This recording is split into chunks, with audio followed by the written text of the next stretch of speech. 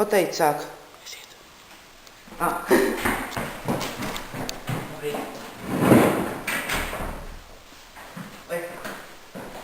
Nu, zēni, ko mēs darīsim šajās 8 brīvdienās?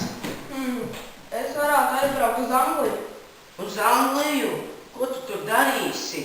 Mana mamma pašlaik tur strādā.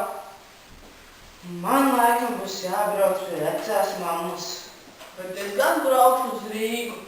Ko tu tur Rīgā vasarā darīsi? Braukšu izklaidēties. Bet kā būtu, ja varētu aizbraukt uz Vientuļu salu jūrā? Uz Vientuļu salu jūrā?